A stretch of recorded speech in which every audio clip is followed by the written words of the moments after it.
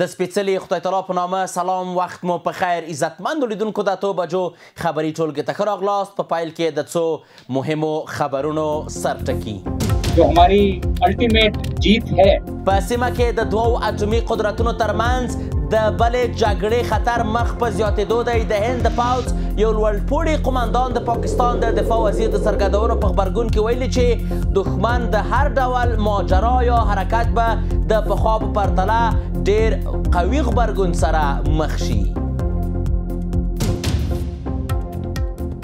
په افغانستان کې د سولې او ثبات او بیا رغونې لپاره سیمه ییزې هڅې د تاجکستان او چین د بهرنیو چارو وزیرانو د افغانستان سره د اړیکو په پیاوړتیا ټینګار کړی دی. شرایط فعلی، حالا من یه مثال بزنم، میزان تجارتی که ما با افغانستان داریم از تقریبا مجموع کشور اروپایی بیشتره.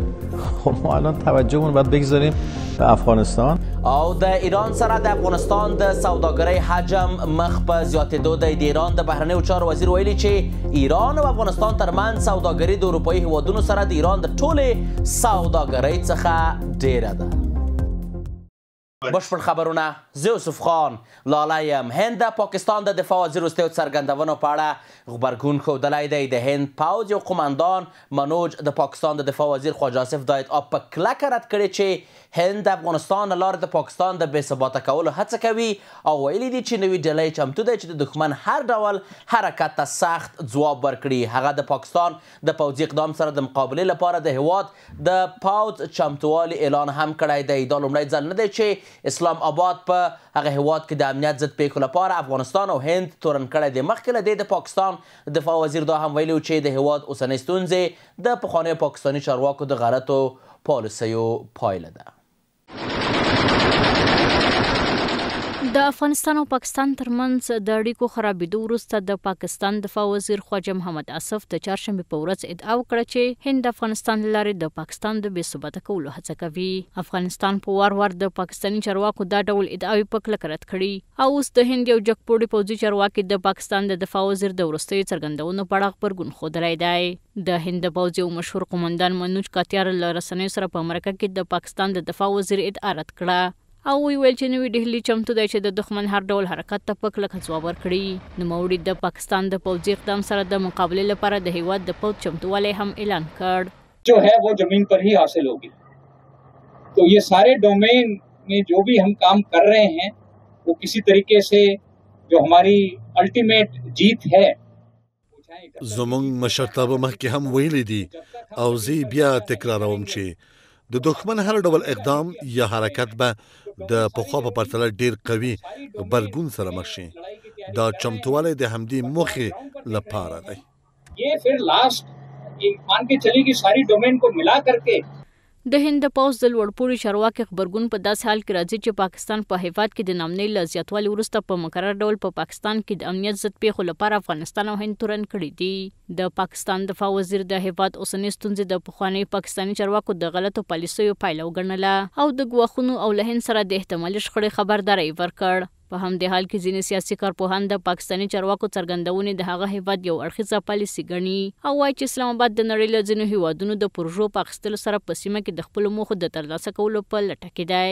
هویت پاکستان کاملا محرز است که پاکستان یک کشور پروژه‌ای است که بر مبنای منافع ملی مردم پاکستان نه بلکه بر مبنای منافع ملی یک سری از کشورهای غربی تأسیس شده است. بنابراین پاکستان سعی می‌کند که در خصوص تحقق منافع استراتژی کشورهای غربی و بالاخص ایالات متحده آمریکا در منطقه گزینه‌های متعدد رو امتحان بکند. د افغانستان او پاکستان ترمنځ وروستي کړکېچونه د دواړو هیوادونو ترمنځ د سولې د خبرو اترو د 3 پړاوونو له ناکامۍ او د خبرو اترو له میزه د پاکستان له وتلو وروسته زیات شوي دي چې د کابل او اسلام آباد ترمنځ یې سیاسي او سوداګریزې اړیکې ترنګلې کړي دي. خو ټاکل شوې ده چې د ترکیې یو لوړپوړی پلاوی چې د استخباراتو د ادارې مشر او د کابینې ځینې وزیران پکې شامل دي راتلونکې اونۍ اسلام آباد ته سفر وکړي او د کابل او اسلام آباد ترمنځ د تاوتریخوالي کمولو په اړه له پاکستاني لوري سره خبرې وکړي. پر همدې موضوع د بحث لپاره په ژوندۍ بڼه راسره وصل دی په لندن کې د کډوالو چارو وکیل ښاغلی عزیز مارج صاحب. مارج صاحب سلام مشه، ښه راغلاست درته وایم. مارج صاحب، خواجه آصف وخت ناوخت په اسلامي امارت باندې تورونه پورې کړي، هغه بیا یو ځل دغه تور رد شو، یو ځل بیا وویل شول چې نه د پاکستان خبرې ناسمې دي او د هندوستان لوري ویل شول. فکر کوئ چې دغه تورونه ښاغلی آصف ولې لګوي؟ مننه جناب العالی صاحب محترم، تاسو ته تاسو تخنیکي همکارانو تلویزیون کارونکو سلام له احترامات وړاندې کوم. ګورئ پاکستان خو ما بار بار ویلي چې د غلطو پالیسیو، غلطو سیاستونو، ظلم و زیاتی او بېکفایتۍ او تدبیر نه نیول او ژمنتیا د چارواکو د یو هېواد په توګه چې هېواد د بقا آینده لپاره ځکه دوی پرې باور نه لري داسې کړنې ترسره کړلې چې اوس نړیوالو ته هم بې باوره شول. ځکه نړیوالو غربي نړۍ ته جوړ کړی او د خپلو موخو د اهدافو دپاره اوس د اهداف دی وړاندې نشي وړلی، فیل سوي، ناکام سوي دي. خپل وګړي یې ټول تراجیک سوي دي ځکه دوی ظلم و زیاتی چې کړی د هغوی اوس خپل حق حقوق غواړي. دې خواته له چین سره رابطې جوړې کړې، غربي نړۍ پرې پکاره ده. هند سره له پخوا نه اړیکې ښې نه وې، په هغوی باندې همیشه ښه اړیکې نه ساتلې. افغانستان سره چې اړیکې افغانستان هم خفه کړ.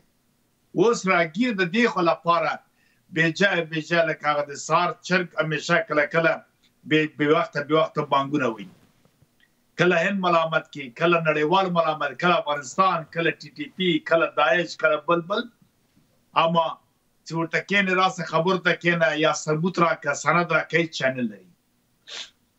دا چې وایي هند یا مارت صاحب په ډېرې بښنې سره آیا تاسو متوجه شوي یاستئ چې وخت ناوخت د پاکستان د حکومتي چارواکو په خبرو کې هم یو توپیر شته؟ دفاع وزیر یو څه وایي، کورنیو چارو وزیر بل څه وایي، استخباراتو مشر بل څه وایي، د پوځ مشر بل څه وایي. ولې؟ خو دا خو دروغ دي که نه، حقیقت نسته، ثبوت نسته، سند نسته. خو دوی خو د اقل یو هماهنګي باید خپل منځ کې ولري چې د حکومت په سطح باندې خبرې روانې دي، بینالمللي میډیا ده دا یې ګوري.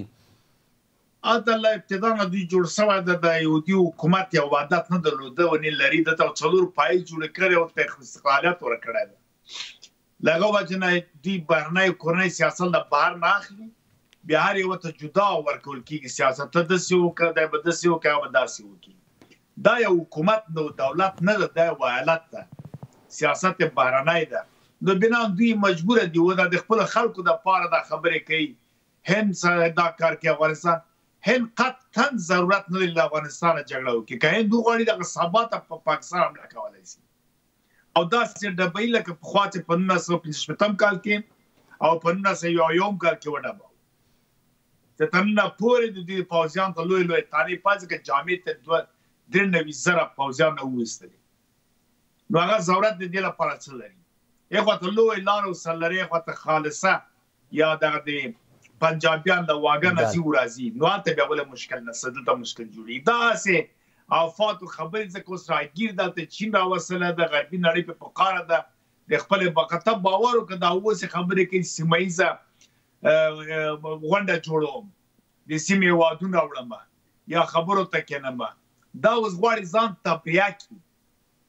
امارت اسلامي چارواکو ته اوس زارۍ کوي چې د خپل دوی د بقا دپاره دوی مرسته وکړي. دوی ډارېږي دغه میراب او منبر خو ما ویلي دا ته لاړه افزار چې دی استعمالول د اسلام دین په نوم، دا اوس په افغانستان کې دي.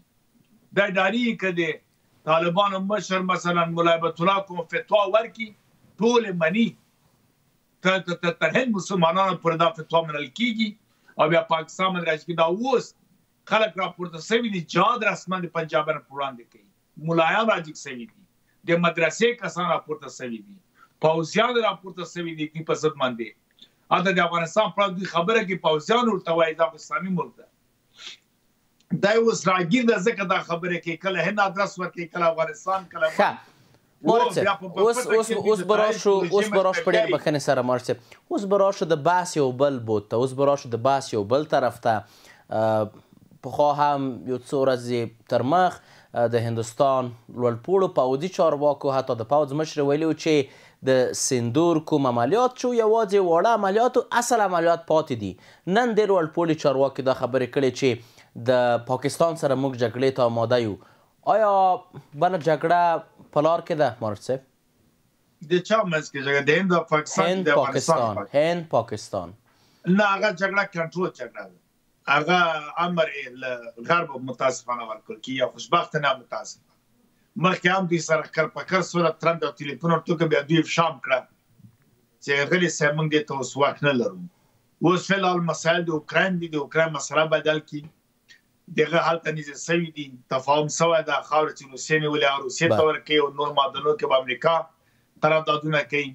بل رژیم به راځي هغه ته به اجازه ورکوي چې اتحادیې اروپا ته ورسي، ناتو ته به نه ځي، هلته تفاهم کوي، بیا راځي بیرته د اسرائیلو د افغانستان او د نورو مسایلو ته وخت پکار، زمان پکار. زه ګمان کوم د سیاست یو خبره ده چې ډاکټر صاحب خلیزاد وویلې چې د داعش مرکزونه پټنځایونه په پاکستان کې د داعش خراسان بخش مرکز مطلقا تثبیت کړی پاکستان ده. نو له دغه چې نه غواړي چې داعشان کړه ماده کې تیاری کې د ادرسونم چې غلطه یو دی خو ته منډي وي دا تاسو هم چې خبرې کوي پاکستان او غرب د پردې شاته د داعش خراسان اوسه پخوانی ډلې تپلې، مثلا د شورا نظار یا شمالي ډلې یا پخوانی شرف فساد او دا کسان هم اسلام آباد غوښتل کیږي او پروسه د داعش خراسان ورکول کیږي. په دې باندې کار روان ده، تللی هم دي، مطبوعات هم په خبر دي چې هغوی ته وایي تاسو راسه داعش خراسان او دا کډوال چې راویستلو لوڅولې او جامې ورڅې تر اخیستله چې تش لاس راسي چې دوی احتیاج مجبوره سي چې دوی ته پیسې ورکړي. دا خو خوشبختي چېرته ده چې د افغانستان خلک او امارت اسلامي شدیدا له داعش نفرت لري. داعش دولت اسلامی عراق و شام، الف دال الف عین شین، دولت اسلامی عراق دا په موږ باندې هیڅ اړه نه لري. دا کوم د اسلامي نظام راوړي، اسلامي نظام په افغانستان کې د دنه بهتر است. بله دا وجه د سوي نگرانی لري. اوس غواړي د شمالي ډلې تپلې د مقاومت ډلې او مشران غوښتي دي چې هغوی ته دا وظیفه ورکړي.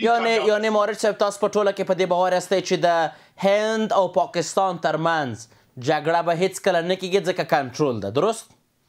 نو بالکل که چیرې نو بیا په مې میاشت کې 12 ورځنۍ جګړه ترڅنګ یې د 1999 کال ترڅنګ یې نور جګړې چې تاسو پکې نوم واخیستلو هغه څنګه هغه کنټرول نه وي؟ نه هغه وخت کې امر وسه دا کار به سوی و، نور ملحوظات هلته موجود وو، نور مسایل و. هغه وخت کې ما ته پوښتنه دلته پیدا شو په ډېرې بښنې سره، څنګه امکان لري چې دوه هیوادونه چې سره په ګاونډ کې دي چې په میلیونها نفوس لري او اټومي وسلې لري او هر څه لري، دا د یوه هیواد دومره د غټې قومندې لاندې یعنې د امریکا ستاسو په وینا چې همیش وایي دا مخکې سیستم همداسې جوړ سوی هر سوی ده. هغه سیستمونه دلته اوس کار کوي، تر ډېر وخته شاید نور هم کار کوي، 100 کالو نوره پورې هم دا متاثر همدغسې جوړښت همداسې ده. دا کامن ویلت او دا نور سیستمونه له ډېر پخوا نه چې مثلا شرقي کمپنیان د طلال 1414 دې کالو نه وروسته کراکرا هلته یو سیستم جوړ سه، بیا پس انګریزانو چې مداخله وکړله په 1809 دې کالو کې سیستم په استعماري واوښته. اوس بیا سیستم په کامن ویلت په دې مسایلو کې راغلی ده. دا وجه ده چې دوی څه نشي کولی متاسفانه. اورئ صاحب؟ بله ستاسو غږ لرم مارد صاحب. دا مسایل 25 کال جګړه سره د پاکستان دی تثبیتولو د پاره و چې دا تثبیت چې دغه جغرافیه حکومت ته هغه بیا د غربیانو ته زبرځواک هېوادو ته مطرح نه ده چې څومره تلفات ورکول کېږي، څومره مصارف کېږي، دوی هغه لوی استراتیژي ته ځان رسوي. هغه بیا نو نور هر څه مسایل تکتیکونه صفایي جدا ده. د یو کال جګړه د بنګال جدایي وه چې شیخ مجیب الرحمان سره خبره سوې وه او هند ته ویل سوي دې کې به کومک کوي. نو وجه دا وه چې هغه او افغانستان حکومت صاحب شاته امر وه چې ته به یو بلس اخواته حرکت نه کوي. دغه په وختو کې دا کنټرول او اوس هم کنټرول جګړې ځکه دواړه مجبوره دي د ناتو غیر مستقیم غړي هم دي، دغه په قاعده باندې هم نشي کولی چې داسې عمل وکړي او د خپله اجازه د اتوم چې دواړه لري هم دوی په دې کې هم نښتي دي. او بل سیستم بودیجه بازار اروپایي دا مسایل بیا ورته مشکلات جوړېږي. دغه لپاره دوی مجبوره دي، هند نشي کولی چې مستقیم روسیې سره اړیکې جوړې کړي یا مستقیم د امریکا سره جوړ کړي. مجبور هغه بالانس سیاست د خپل راتلونکي لپاره ولري او پاکستان خو یو ایالت د غربي نړۍ ده، نو ځکه دغه جګړه کنټرول جګړه ده. درست. مارد صاحب په خپرونه کې ستاسو له حضور څخه نړۍ منندوی یم. کور مو آباد چې وخت مو راکړ. بیا هم ښه راغلاست. د چین د بهرنیو چارو وزیر په دوشنبه کې د خپل تاجیک سیال سراج الدین مهرالدین سره په لیدنه کې ویلي چې افغانستان د دواړو هیوادونو ګاونډی دی او هیواد چمتو دی چې د افغانستان د سولې، ثبات او بیا رغونې لپاره له تاجکستان سره کار وکړي. وانګ یې چې د تاجکستان څخه لیدنه کړې د تاجک د بهرنیو چارو وزیر سره په لیدنه کې ویلي چې د دواړو هیوادونو ترمنځ دوه اړخیزې اړیکې نورې هم پیاوړې کیږي. دا هم یادونه شوې چې وانګ د تاجک ولسمشر امام علی رحمان سره کتلی دي. افغانستان یو ځل بیا د اسیایي هیوادونو د پام وړ مرکز ګرځېدلی دی. د چین د بهرنیو چارو وزیر وانګ ای د تاجکستان پلازمینې دوشنبې ته د سفر پر مهال له خپل تاجکي سیال سراج الدین مهرالدین سره په کتنه کې ویلي چې افغانستان د چین او تاجکستان ګډ ګاونډی دی او هیواد یې چمتو دی له تاجکستان سره د افغانستان د سولې، ټیکاو او بیا رغونې په برخه کې ګډې هڅې وکړي. وانګ ای ویلي چې د چین او تاجکستان ترمنځ دوه اړخیزې اړیکې د پراختیا په حال کې دي او پکین غواړي چې اقتصادي او امنیتي همکاریو ته لا سرعت ورکړي. جمهوری مردم چین در سرخط شریکان کلیدی اقتصادی و تجارتی و سرمایه‌گذاری تاجکستان قرار دارد. ما در روحیه شریکی استراتژی همجانبه و همکاری‌های سودمند را در ساحه‌های گوناگون فرهنگی و بشری، امنیتی و دیگر سمت‌های موردی توجه طرفین پیش میبریم.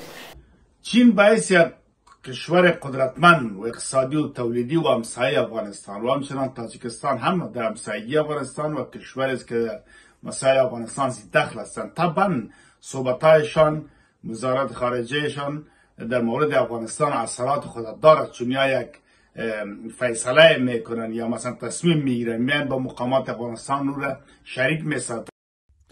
دغه راز د چین بهرنیو چارو وزیر د تاجکستان له ولسمشر امام علی رحمان سره هم کتلی او د سیمې ثبات، اقتصادي پروژو او د ګډو امنیتي ګواښونو په اړه یې خبرې کړې دي.